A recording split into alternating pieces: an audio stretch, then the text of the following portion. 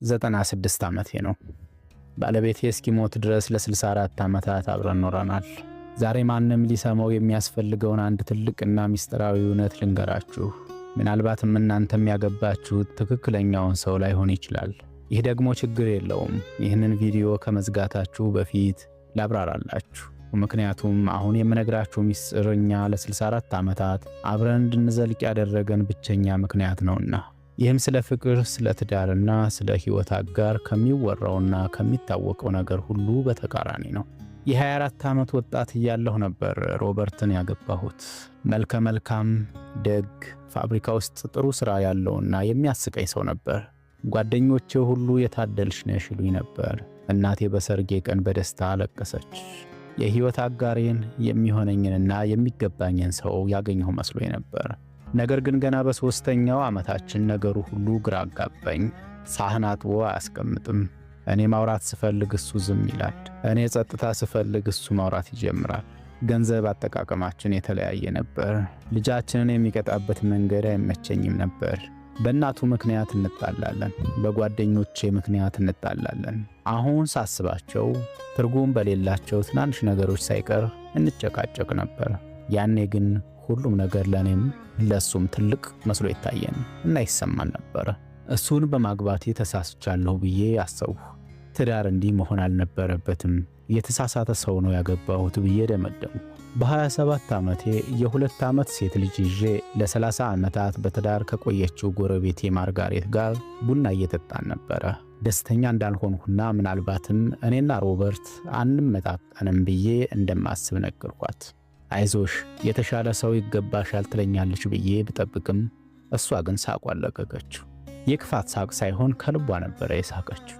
ከዛም መቼም የማረሳውን ንግግር ተናገረች።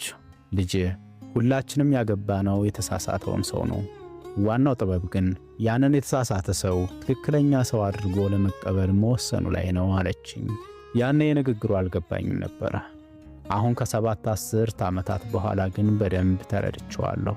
ያገባችሁት ሰው እና አብራችሁት የምትዘልቁት ሰው አንድ አይነት አይደሉም። አንድም አይሆኑም፣ ሊሆኑም አይችሉም። ምክንያቱም ሰዎች ይለወጣሉ፣ እናንተም ትለወጣላችሁ። ሕይወት በሰርጋችሁ ቀን ልትገምቱት በማትችሉት መንገድ ትቀይራችኋለች። በ24 ዓመት ያገባሁት ሰውና በ88 ዓመቱ የቀበርኩት ሰው አንድ አይደሉም። ሮበርት በ30 ዓመቱ ታታሪ፣ ጉልበት ያለውና ትዕግስት የሌለው ሰው ነበረ። በ50 ዓመቱ ደግሞ ዝልፍልፍ ያለ፣ ስለ ገንዘብ የሚጨነቅና ራቁኝ የሚል ሰው ሆነ። በ70 ዓመቱ ገር፣ ተጫዋችና ሲኒማ ቤት እጄን የማይለቅ ሆነ። በ85 ዓመቱ ደግሞ ምግቡን እንድቆርጥለትና መድኃኒቱን እንዳስታውሰው የሚፈልግ ሕፃን ሆነ። ታዲያ የትኛውን ነው ያገባሁት? ሁሉንም ወይስ አንዳቸውንም? እኔም ብሆን ተቀይሬያለሁ። በ24 ዓመቴ አይናፋር ነበርሁ። በ40 ዓመቴ በራሴ የምተማመን፣ በ52 ዓመቴ እናቴ ስትሞት በጭንቀት የተዋጡ፣ በ60 ዓመቴ በራስ መተማመኔ ተመለሰ፣ በ73 ዓመቴ ለመጀመሪያ ጊዜ በካንሰር ስያዝ በፍርሃት የተዋጡ፣ በ80 ዓመቴ ደግሞ ከዚህ በፊት ኖሮኝ የማያውቅ ትዕግስት ያደረብኝ ሰው ሆንሁ። በ24 ዓመቴ ያገባሁት ሮበርት የ52 ዓመቷን እኔን ቢያገኘኝ ኖሮ ጨርሶ ያውቀኝም ነበረ። ምናልባትም አንዋደድም ነበረ። ነገር ግን የመምረጥ ዕድል አልነበረንም። እኛ አብረን አደግን። ወደ ተለያየ አቅጣጫ ብናድግም እንኳ በተለይ ደግሞ ያኔ። ስለ ትዳር ማንም የማይነግራችሁ እውነታ ይሄ ነው። ትዳር ማለት ሙሉ የሚያደርጋችሁን ሰው መፈለግ ማለት አይደለም። ይህ ብዙ ትዳሮችን ያፈረሰ ተረት ነው። ትዳር ማለት ለመምረጥ አስቸጋሪ በሚሆንበት ጊዜ እንኳ እመርጠዋለሁ ብላችሁ የምትወስኑለትን ሰው ማግኘት ማለት ነው። ሮበርትን በጣም ጠልቼው የነበረባቸው ዓመታት ነበሩ። እውነቱን ለመናገር እሱ ከቤት የሚወጣበትን ወይም ደግሞ ለሥራ ጉዞ የሚሄድበትን ቀን በጉጉት የምጠብቅባቸው ወራት ነበሩ። ብቻዬን ለመሆን ስል ብቻ። ተጣልተን ሶፋ ላይ ተኝቼ ብቻዬን ብሆን ኖሮ ሕይወቴ ምን ይመስል ነበር ብዬ ያሰብሁባቸው ጊዜያትም ነበሩ። ግን እሱን መምረጤን አላቆምኩም ነበረ። ቅድስት ስለሆንኩ ወይም ደግሞ ነገሩ ቀላል ስለነበረ አይደለም። እንዲህ ማድረግ እንዳለብኝ ስለወሰንሁ እንጂ የትዳራችን ዋጋ ከጊዜያዊ ደስታ ማጣት በላይ እንደሆነ ወሰንኩ። እናም የሆነው ይሄ ነው። በ30 ዓመቴ ያበሳጩኝ የነበሩ ነገሮች በ60 ዓመቴ የፍቅር መገለጫ ሆኑልኝ። እኔን እንደማይሰማኝ አድርጌ አስበው የነበረው ዝምታው ነገሮችን የሚያሰላስልበት መንገድ መሆኑን ተረዳሁ። ችላ እያለኝ ሳይሆን እያሰበ ነበር። ይህንን ስረዳ ሁሉም ነገር ተቀየረ። ለዓመታት ያበሳጨኝ የነበረው የገንዘብ አጠቃቀሙም የመጣው ከድህነትና ካደገበት ሕይወት መሆኑን ተረዳሁ። ግዴለሽ ሆኖ ሳይሆን ተሳክቶልኛል ብሎ ራሱን ለማሳመን ይጥር ነበረ። ይህንን ሳውቅ ከሱ ጋር መጣላቴን ትቼ እሱን መረዳት ጀመርሁ። ትዳር 50-50 አይደለም፣ ያ ሌላ ውሸት ነው። አንዳንድ ዓመት 80 በ20 አንዳንድ ዓመት ደግሞ 10 በ90 ነው። ለካንሰሬ ቀዶ ጥገና አድርጌ ከወጣሁ በኋላ ሮበርት ሁሉንም ነገር ምግብ መስራት፣ ማጽዳት፣ ሽንት ቤት ድረስ እኔን መርዳት እና ሌሎችንም የሚሰራበት ዓመት ሆኖ ነበረ። እኔ ካለሁበት መገኘት ውጭ ምንም ልሰጠው አልቻልኩም ነበር። እሱ ግን አንዴም አላጉረመረመም። ደግሞ እኔ ብቻዬን ትዳራችንን የተሸከምኩባቸው ዓመታት ነበሩ። በ54 ዓመቱ ሥራውን አጥቶ ተስፋ በቆረጠ ጊዜ፣ ወንድሙ ሞቶ ካልጋ መነሳት ባቃተው ጊዜ እኔ አጽንቼ ያዝኩት። ምክንያቱም መደረግ ያለበት ይኸው ነበረ። ውጤት አትቆጥሩም።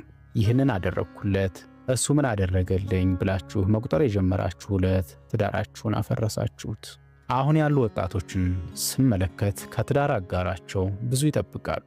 አጋራቸው የቅርብ ጓደኛ እንዲሆን፣ የስነ ልቦና አማካሪ እንዲሆን፣ የጉዞ አጋር እንዲሆን፣ አብሮ አደግ እንዲሆን፣ በገንዘብ እኩል እንዲሆን፣ በእውቀት የሚመጣጠን እና ፍጹም የፍቅር አጋር ሁልጊዜም ለዘላለምም እንዲሆን ይፈልጋሉ። ማንም ሰው እነዚህን ሁሉ ነገሮች በአንድ ላይ ሊሆን አይችልም። ማንም። ሮበርት የቅርብ ጓደኛዬ አልነበረም። የቅርብ ጓደኛዬ ሊንዳ ነበረች። ሮበርት በእውቀት ደረጃ አልነበረም። እሱ የማይነካቸውን መጽሐፍት አነብ ነበረ። እሱ ደግሞ እኔ ፈጽሞ የማልረዳቸውን ሞተሮች ይረዳ ነበረ።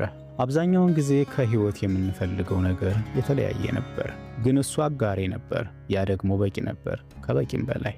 አሁን 96 ዓመቴ ነው። ሮበርት ከሞተ 8 ዓመት ሆኖታል። በየቀኑ ናፍቀዋለሁ። ናፍቆቴ ፍጹም ስለነበር አይደለም፣ የኔ ስለነበረና እኔም የሱ ስለነበርሁ እንጂ። አብረን ህይወት ገነባን፣ ልጅ አሳደግን፣ ሥራ ማጣትንና የጤና እክሎችን ተቋቋምን። የምንወዳቸውን ሰዎች ሞት አብረን አሳለፍን። እስክናለቅስ ድረስ ሳቅን፣ እስክንስቅ ድረስ ደግሞ አለቀስን።